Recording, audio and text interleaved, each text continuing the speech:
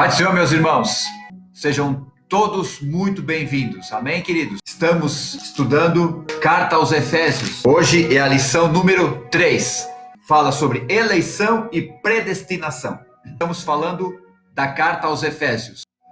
Para recapitular aqui, Paulo, na sua terceira viagem missionária, esteve ali em Éfeso e batizou 12 discípulos nas águas e depois orou para eles serem batizados com o Espírito Santo. Depois ele ficou ali 2 anos ensinando esses crentes, formou-se um núcleo ali do cristianismo, uma igreja cristã muito forte.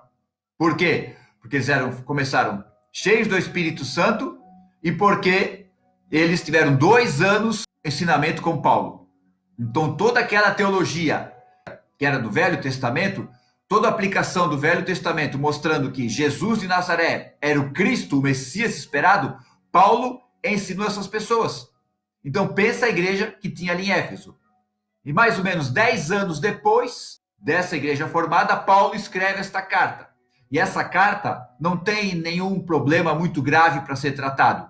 É mais uma forma de exortação, aconselhamento. Então fala muito sobre vida cristã. Essa carta é uma carta muito boa para falar sobre vida cristã em comunidade cristã e a tua vida cristã pessoal com Deus. O texto áureo se encontra na carta aos Efésios, né? Capítulo 1, versículo 4 e versículo 5. Como também nos elegeu nele antes da fundação do mundo, para que fôssemos santos e irrepreensíveis diante dele em caridade ou amor, e nos predestinou para filhos de adoção, por Jesus Cristo, para si mesmo, segundo o beneplácito da sua vontade. Verdade prática. Segundo a sua presciência, Deus elegeu e predestinou para a salvação os que creriam, perseverariam na fé em Jesus Cristo. A sua fé em Cristo te predestinou para você estar para sempre com o Senhor. Te fez um filho. Aleluia. A leitura se encontra na carta aos Efésios, capítulo 1, versículo 4 a versículo 12. É a terceira aula, que estamos estudando o começo da carta, para tu ver a profundidade que tem esses versículos do 1 até o 14.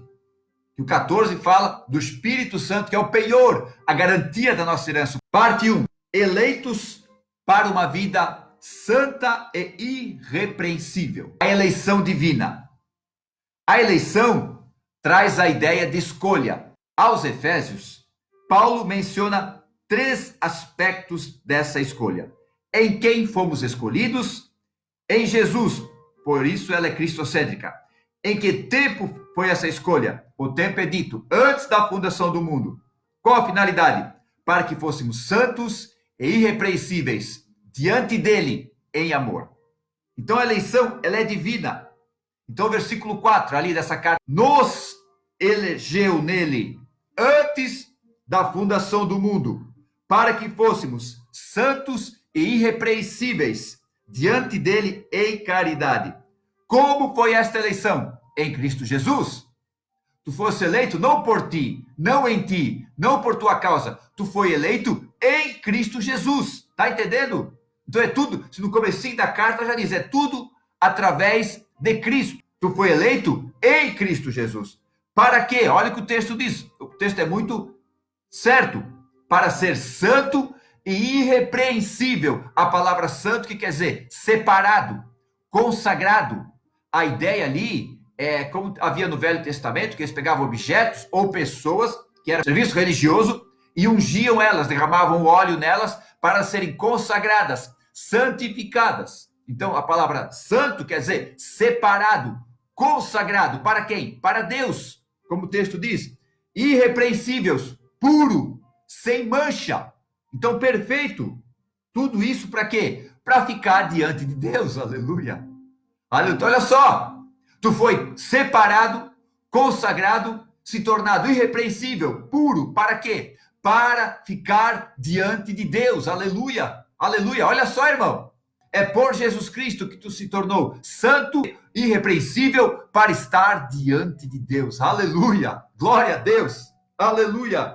O ser humano, ele não tem condições de chegar diante de Deus. Porque o pecado nos afastou de Deus. O pecado cortou a nossa comunhão com Deus.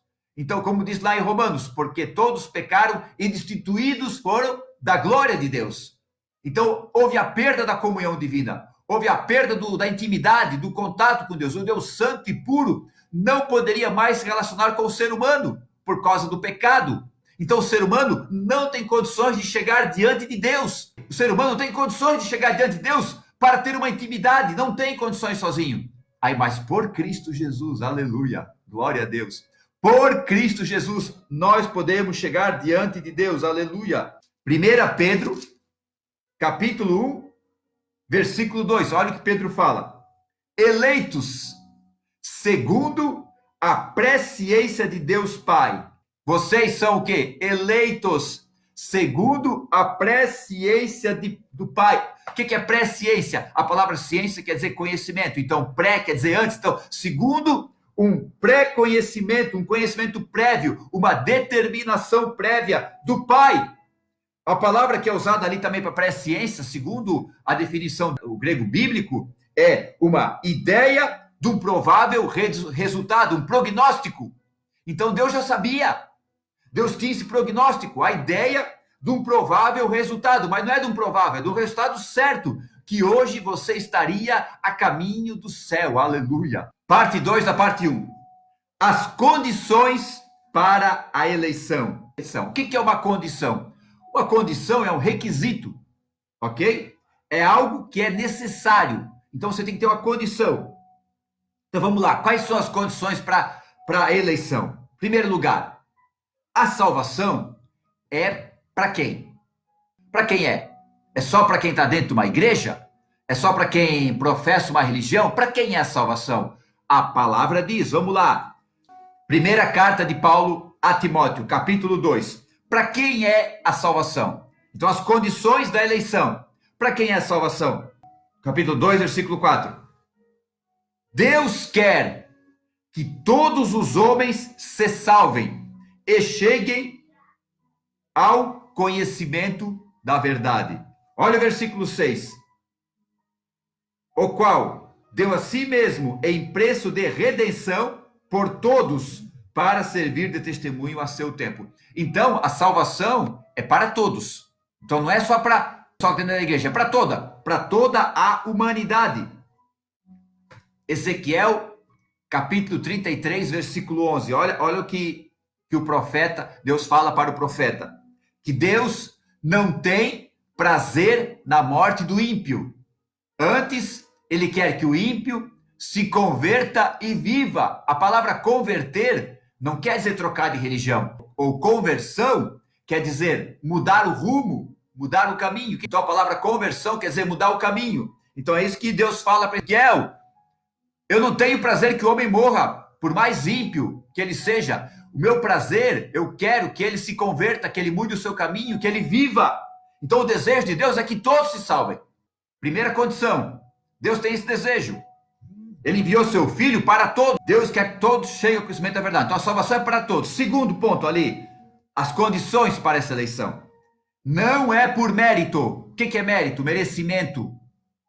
Você tem merecimento, não é. Efésios, capítulo 2, versículo 9.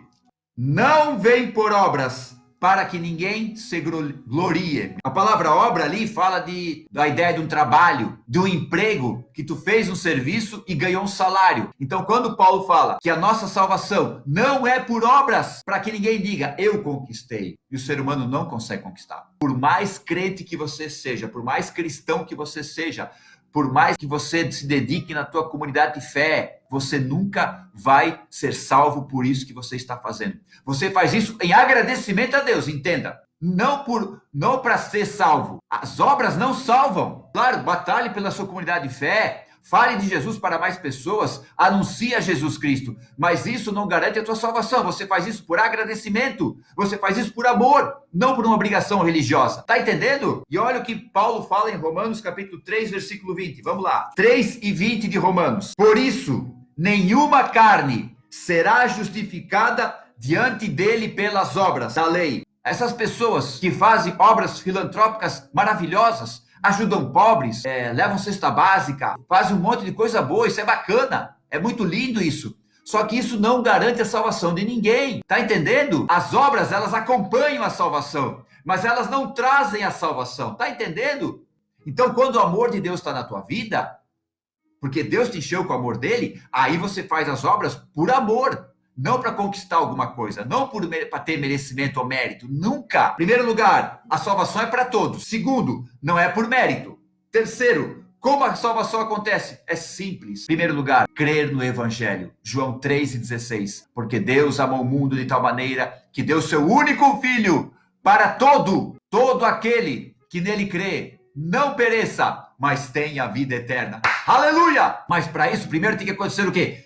O arrependimento. Você ouve o Evangelho e você vê que é um pecador irreconciliável. Você se arrepende dos seus pecados. Marcos capítulo 3, versículo 15. Logo depois que João Batista foi preso, Jesus chegou pregando: é chegado o reino dos céus. Arrependei-vos e crede no Evangelho. O que é Evangelho? É boa notícia, é boa nova. A palavra grega Evangelho quer dizer boa notícia, boa nova. Tá entendendo? Que você é um pecador irreconciliável, que você não tem condições de ser inocentado perante Deus. Porém, veio o Evangelho, a boa notícia, que Jesus Cristo morreu pelos teus pecados e tu és justificado, inocentado perante Deus por Jesus Cristo, aleluia. Isso como é que se conquista? Aí vem o versículo 8 de Efésios. Pela graça sois salvos, pela fé. E isso não vem de vós, é dom de Deus. O dom de Deus não é a fé, é a graça.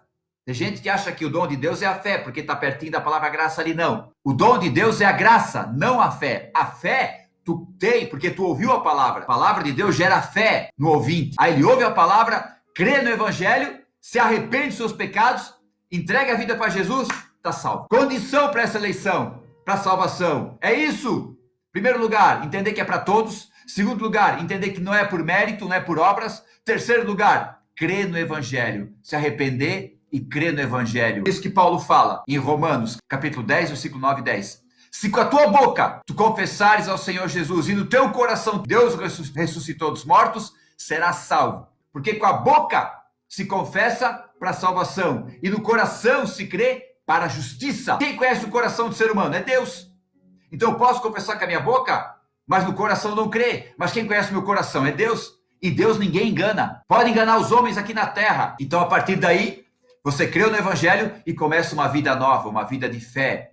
Por isso que Paulo fala em Romanos 1:17, o justo viverá pela fé. Você vai vivendo, vai trabalhando, vai cuidando da tua família, mas vai vivendo a tua fé, vai crendo que sabe que o dia que partir para a eternidade vai estar diante de Deus pela fé, justificado, inocentado. Parte 3 da parte 1, uma vida santa e irrepreensível. Paulo enfatiza que a eleição, finalidade específica de sermos santos e irrepreensíveis perante Deus. Você é eleito em Deus em primeiro lugar, porque Deus te ama. Romanos capítulo 5, versículo 8. Olha que lindo. Mas Deus prova seu amor para conosco, em que Cristo morreu por nós, sendo ainda pecadores, transgressores. O que é um transgressor? É o cara que infringiu a lei. Nós infringimos a lei de Deus. Nós somos pecadores, nós nascemos com a semente do pecado. Nós somos tendenciosos a pecar. Não pecamos às vezes por atitudes externas, mas atitudes internas nós pecamos diariamente. Aí que eu digo, quem conhece o coração do ser humano é Deus. Ninguém pode chegar justificado diante de Deus por mérito. Todos são pecadores, mas Deus prova o seu amor para conosco, em que Cristo morreu por nós, sendo nós ainda pecadores. Aleluia, gente, isso é maravilhoso, é glorioso. Nós vamos morar com Deus, não porque merecemos, mas porque Ele nos ama e deu seu Filho. Lá a carta de João diz que nós o amamos porque Ele nos amou primeiro. É como se Deus chegasse e declarasse assim: eu te amo, filho, eu te amo. E esse eu te amo de Deus é tão forte que tu se apaixona por Ele na hora. Tu fica louco por Deus na hora. Quando Deus demonstrou seu amor por mim, no ano de 99, gente, eu não queria nada com Deus. Mas quando Deus demonstrou seu amor, Ele disse: Alfredo, eu te amo. Foi tão maravilhoso, foi eu te amo tão profundo, tão forte, que eu me apaixonei na hora por Ele.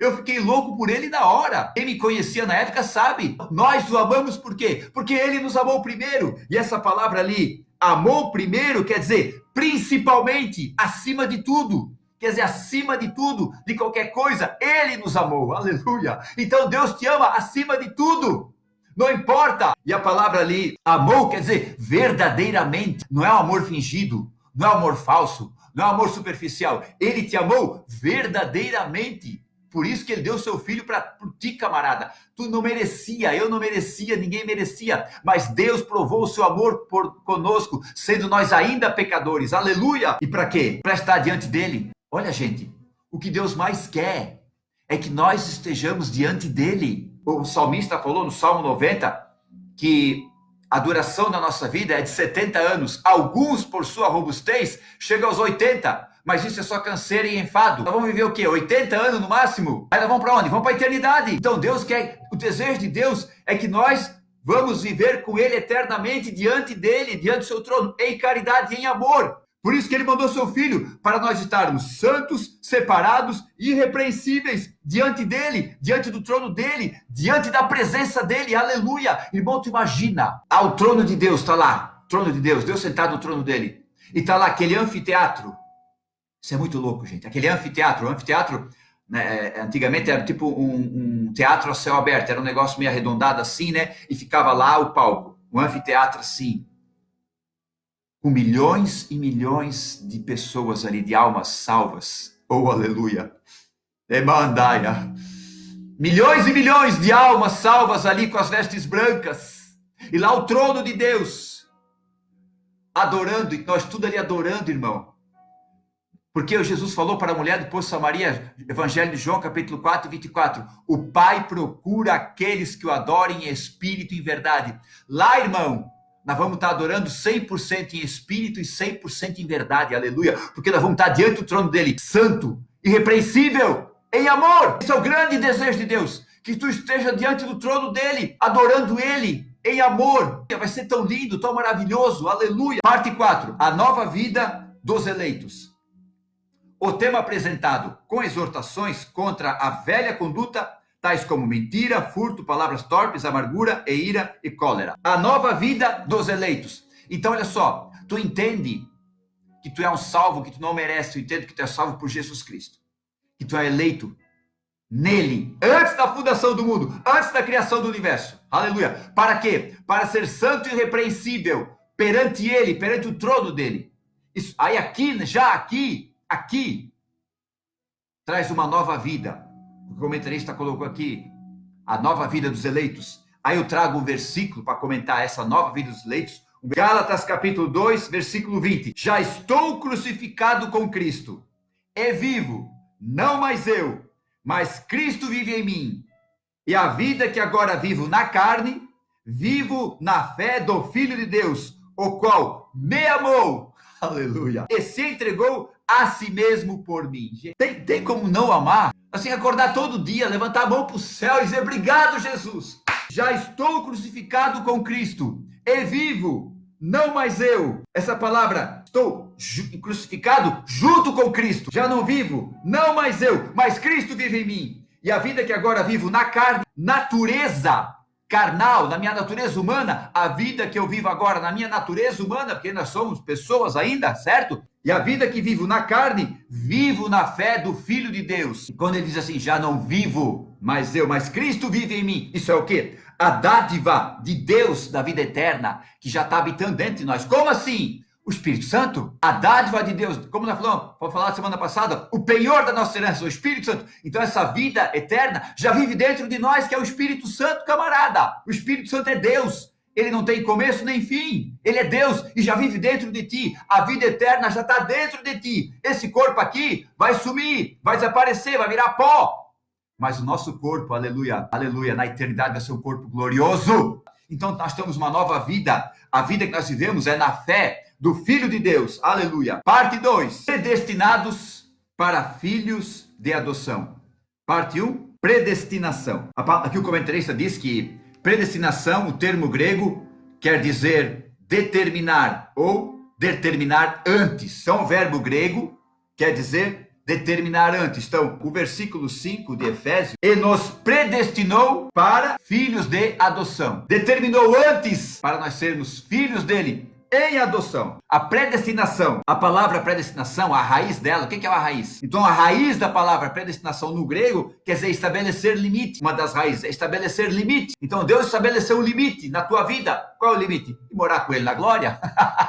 E morar com Ele na glória. É o limite que Ele estabeleceu para ti, para sempre, na eternidade. Tu merece? Não! Romanos 8, 29 e 30. Olha que legal, sobre a predestinação. Deus determinou antes do quê? Da fundação do mundo, da criação do universo. Porque o que dantes conheceu, também os predestinou para serem conforme a imagem de seu Filho, a fim de que ele seja o primogênito entre muitos irmãos. 30. E os que predestinou, a esses também chamou. E aos que chamou, a esses também justificou. E aos que justificou, a esses também glorificou. Aqueles que ele predestinou, isso é, que ele predeterminou, determinou antes. Ele chamou. Esse chamou aqui quer dizer o quê? Convocou. É uma convocação. Deus te convocou, crente. Então ele te determinou antes que você fosse convocado. Aqueles que ele convocou, que ele chamou, ele também justificou. A palavra justificou aqui quer dizer o quê? Inocentou. Tá inocente, camarada. E aqueles que ele justificou, ele também o quê? Glorificou. Concedeu a sua glória. Jesus orando para o Pai, João capítulo 17, ele diz assim: Pai, a glória que tu me deste, eu dou para eles, para que eles sejam um como nós dois somos um, Pai. Olha só, gente. O corpo é um. Mas quem faz essa união? A glória de Deus, que é o Espírito Santo. Pai, a glória que tu me deste, eu dou para eles também. Predestinado, determinado antes. Tu foi chamado, tu foi convocado, tu foi justificado, inocentado e tu foi glorificado. Concedeu a glória que está em Jesus, concedeu para ti. O que é? É o Espírito Santo. Agora tem lá Mateus 22 e 14. Muitos são chamados, mas poucos escolhidos. Aí eu fui ver o significado do grego da palavra chamados nesse versículo. Ali, os chamados quer dizer convidados. Muitos são convidados, mas poucos selecionados, poucos eleitos. Isso fala o quê? Fala da mensagem do evangelho.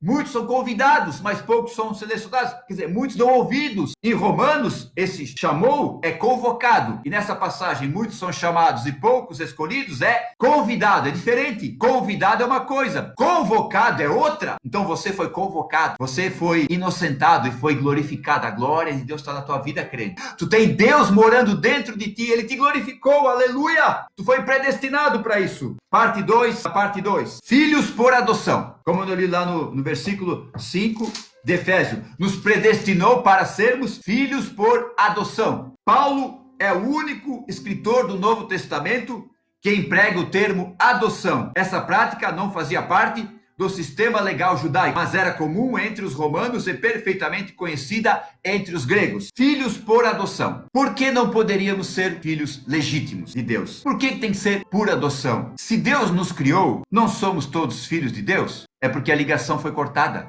Adão pecou e a ligação, a comunhão foi cortada, não tinha mais a comunhão, a intimidade, a ligação com Deus. Então todos que fossem nascer da linhagem de Adão, no caso toda a humanidade, por isso que todos pecaram e destituídos estão da glória de Deus.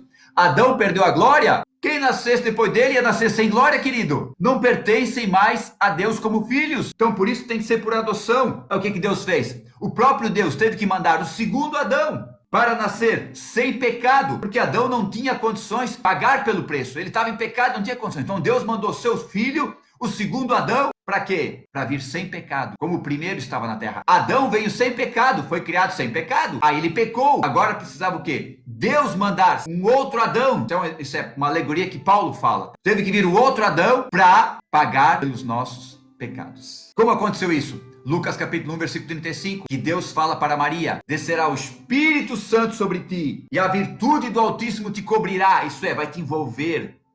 A virtude fala de poder. O poder de Deus envolveu Maria. A sombra do poder, a sombra do Onipotente envolveu Maria.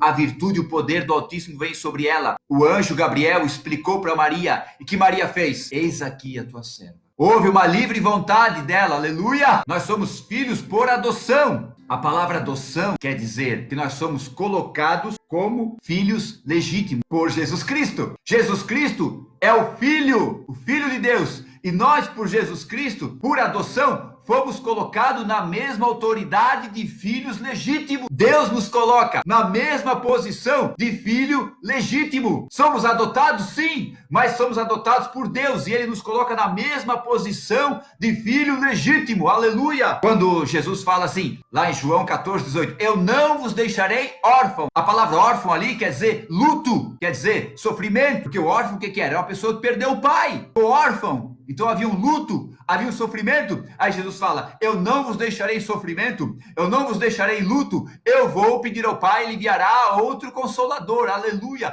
para que fique convosco para sempre. O Espírito Santo vem habitar dentro de ti, querido, e ele vai ficar contigo para sempre. Só que Paulo orienta, não entristeçais o Espírito Santo, não extingueis o Espírito Santo. Isso é extinguir, quer dizer o quê? Apagar. Então mantenha viva essa chama do Espírito Santo na tua vida, porque por ele fica para sempre contigo. Depende só de ti, camarada. Não depende mais de Deus, depende só de ti agora. Mantenha viva essa chama do Espírito Santo na tua vida. Por isso que Paulo fala nessa carta aos Efésios, não vos embriagueis com vinho em que há contenda, mas enchei-vos do Espírito Santo. Aleluia! Você é filho por adoção, você foi colocado com a mesma autoridade de filho legítimo. Por Jesus Cristo, somos filhos de Deus. Por isso que lá no Evangelho de João, capítulo 1, versículo 12, mas a todos quantos o receberam, Deus lhe deu o poder, a autoridade de serem feitos filhos de Deus, aos que creem no seu nome. Então se tornou filho de Deus porque tu creu no Evangelho, tu creu que Jesus de Nazaré é o Filho de Deus. Então Jesus, além de ser teu Deus, ser teu Pai, ele é teu mano mais velho, aleluia. Parte 3 da parte 2, os privilégios da adoção. O que é um privilégio? Privilégio é um direito, uma vantagem, mas essa vantagem e esse direito só é válido para quem assume a posição daquele grupo que tem aquela vantagem. Se você não assumir a posição, não tomar a decisão de estar naquele grupo, todas as vantagens daquele grupo não vão fazer parte de ti. Então tem os privilégios da adoção. Então você se tornou filho de Deus. Romanos 8:17. E nós somos filhos, somos logo herdeiros de Deus, co-herdeiros de Cristo. Nós somos como filhos, olha o privilégio, como filhos, nós somos herdeiros de Deus, co-herdeiros em Cristo. Herdeiro, você vai receber algo, uma herança. No Novo Testamento a ideia é que era, quando morria o pai, o filho recebia uma terra, um lote, um bem. Geralmente era questão da terra. Para nós, os salvos é muito mais. Tu não vai ganhar uma terrinha, um lotezinho. Tu vai ganhar a eternidade, querido. Tu vai morar na glória. Não tem noção de nós entender como é a glória. Que nós vamos morar. Por isso que Paulo fala, o que o olho não viu, o que o ouvido não viu, o que não subiu ao coração do homem, está preparado para aqueles que amam a Deus. Aleluia! Então nós somos herdeiros em Deus, co-herdeiros em Cristo. Por quê? Porque nós vamos receber junto com Cristo. Vamos herdar por Cristo. Através de Cristo, nós vamos herdar a glória, a eternidade. Como Jesus disse, na casa do meu Pai há muitas moradas. Se não fosse, eu faria outras e vou levar vocês para onde eu estiver. Vocês vão morar comigo. Vocês vão ser meu vizinho. Eu vou estar lá na casa de vocês, tomando um chimarrão. Aleluia!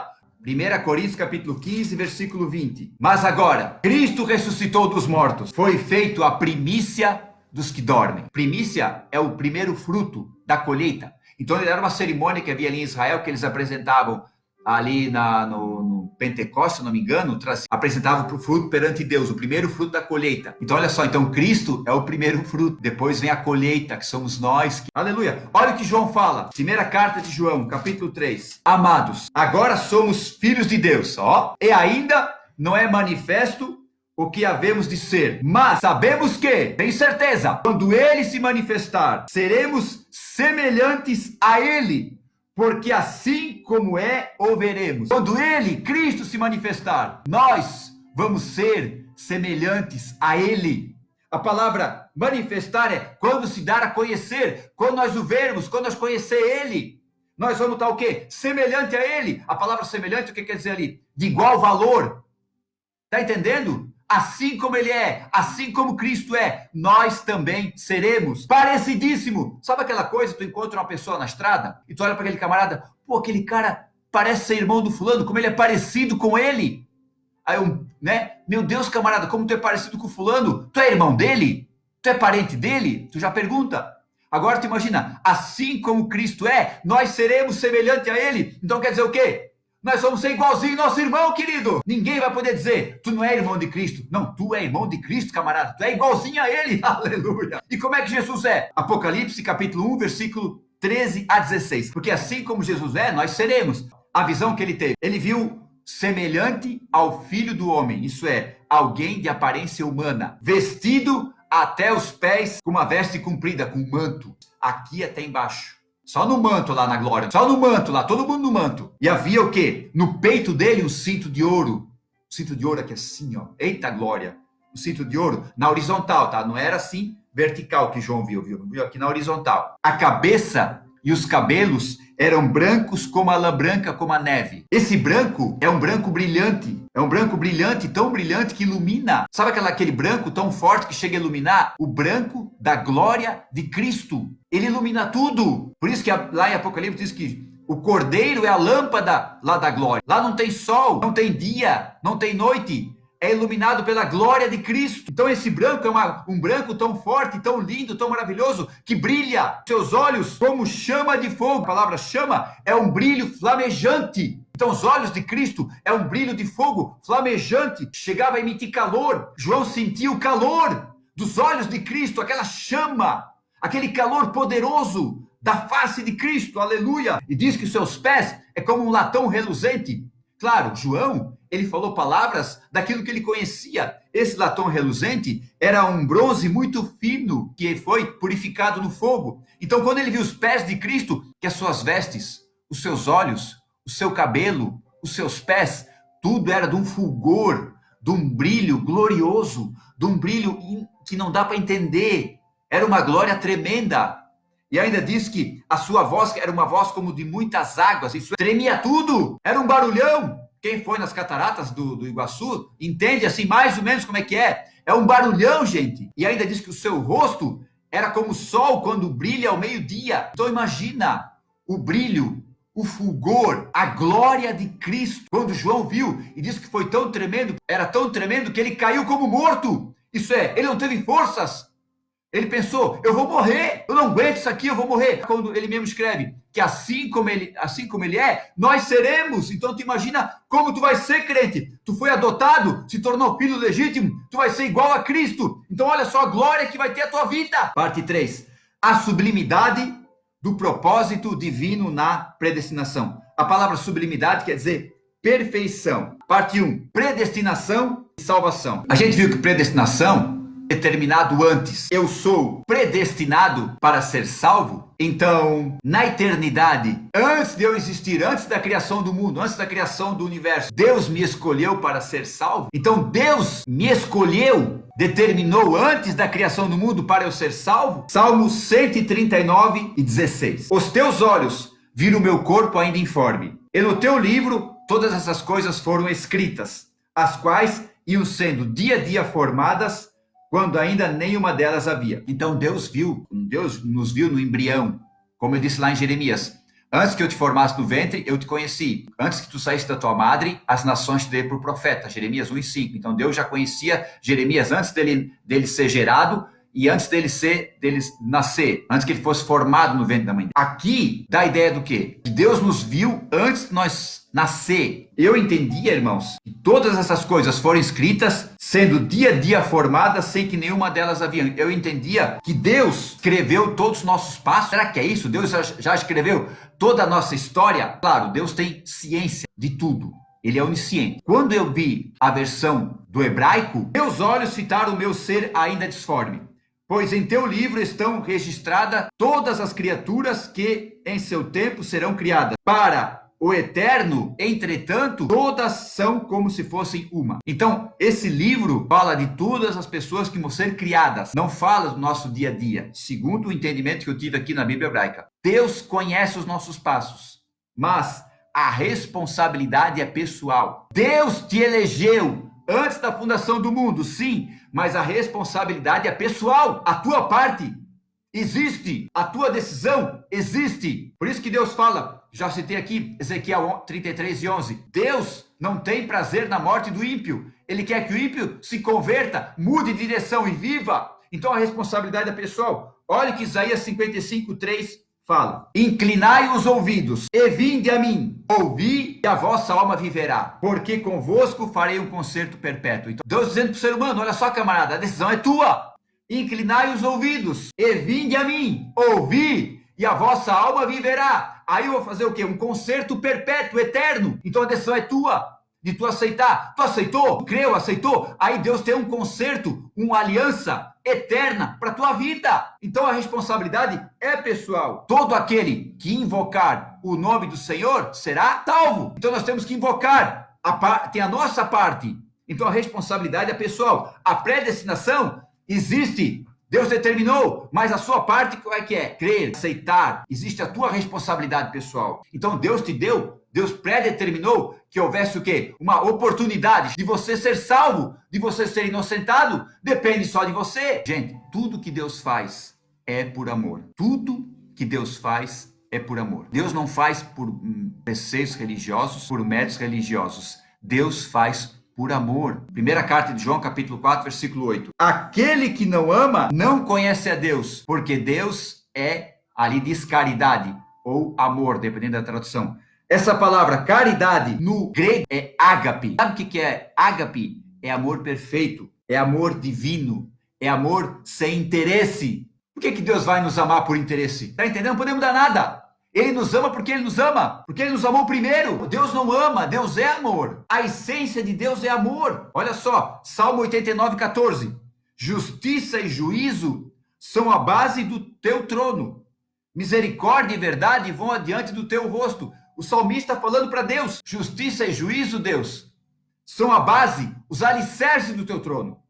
E misericórdia e verdade vão adiante do teu rosto. A Bíblia hebraica diz que verdade e bondade emanam da tua face. Lá está Deus no seu trono. O trono fala o quê? De julgamento, de justiça, de juízo. Então a base, o alicerce do trono de Deus é justiça e juízo. Então quem chega dentro do trono de Deus é para ser julgado, para passar pela sua justiça, pelo seu juízo. A palavra juízo quer dizer o quê? Veredito, uma sentença. E a palavra justiça quer dizer o quê? O que é de direito. Gênesis capítulo 18, versículo 25. Abraão falou para Deus, não faria justiça o juiz de toda a terra. Então Deus é justo. Deus vai saber julgar cada um. Agora, vai o Alfredo lá, comparecer diante do trono de Deus.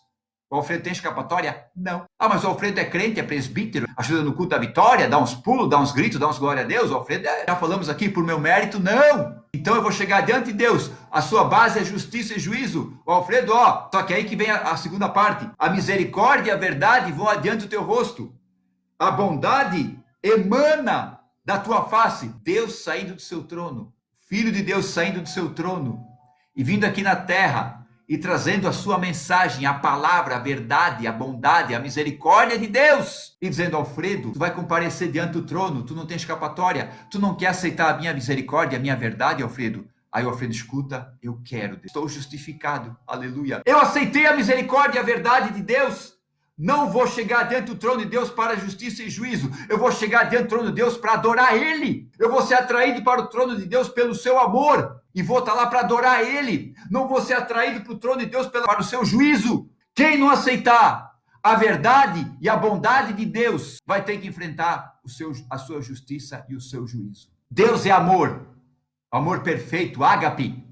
Quando Jesus está ali com Pedro, Jesus fala assim, Pedro, tu me amas? Te amas de Jesus era ágape. Pedro, tu me ama? Aí Pedro diz, sim, eu te amo. Só que o amo de Pedro no grego é fileu. Fala de amizade. Tá entendendo? Jesus pergunta, tu me amas? O amor de Jesus, o amor ágape, o amor sem interesse, o amor por amar, o amor perfeito. Aí Pedro responde, sim, Senhor, eu te amo. Fileu, amor de amigo. Não, não quero amigo, Pedro. Eu quero amor ágape. Porque Deus deu o amor ágape para nós. Não vamos dar o amor fileu, o amor só de amizade. Vamos dar o amor ágape para Deus, para retribuir tudo aquilo. Não vamos conseguir pagar jamais. Vamos buscar esse amor ágape de dentro de nós. Concluindo, já estamos acabando. O amor de Deus é insondável. Não tem como insondar o amor de Deus. Não tem como, não tem, crente. Ele nos escolheu. Isso, na verdade, é até um mistério. Entender essa escolha de Deus, não tem como entender. Só que Deuteronômio 29 e 29 diz que as coisas reveladas são para nós e nossos filhos, e as encobertas são para Deus. Só vamos entender todo o mistério de Deus na eternidade. Lá nós vamos entender tudo. Tu vai saber todas as verdades da eternidade, tu vai saber tudo, tu vai entender tudo, mas tu vai entender coisas incríveis, irmãos. É um mistério. Lá nós vamos entender todo esse mistério. Por enquanto, temos que ser que nem Paulo, quando ele disse lá no capítulo 8 de Romanos, versículo 38 e 39, porque eu estou certo que nem a morte, nem a vida, nem os anjos, nem os principados, nem as potestades, nem o presente, nem o porvir, nem a altura, nem a profundidade, nem nenhuma outra criatura nos poderá separar do amor de Deus que está em Cristo Jesus, nosso Senhor. Aleluia! Nada! Não é nós do amor de Deus, é o amor de Deus por nós. Não é tu deixar de amar Deus, é Deus te deixar de amar. Paulo sabia que Deus nunca o deixaria de amar. Nunca. Deus nunca vai nos deixar de amar, queridos. Entenda isso. Aleluia. Deus te escolheu e vai te levar para o céu para tu estar diante dele, para adorá-lo para toda a eternidade. Aleluia. Milhões e milhões de almas. Amandaraia. Aleluia. Milhões e milhões de almas lá na glória, adorando o nome do Senhor para todos sempre. Aleluia. Vamos orar. Vamos orar. Pai, eu te agradeço por essa aula. Te agradeço por cada irmão, cada irmã que acompanhou-nos aqui, Senhor. Muito obrigado. Abençoa a vida de cada um, Pai. Livra, Senhor, de todo mal, toda obra maligna, Senhor. Pai, que nós possamos viver esse amor mais pleno, o amor ágape, contigo, Deus, e com os nossos irmãos, que possamos viver esse amor ágape, Pai. Aleluia. Abençoa cada vida, Pai, cada irmão, cada irmã que acompanhou e que ainda vai acompanhar essa aula, Pai, em nome de Jesus. Em nome de Jesus. Amém, irmãos? Deus abençoe. Que a graça do nosso Senhor Jesus Cristo, o amor de Deus e a comunhão do Espírito Santo seja com todos vocês. Fique na paz. Muito obrigado. Beijo no coração. Tchau.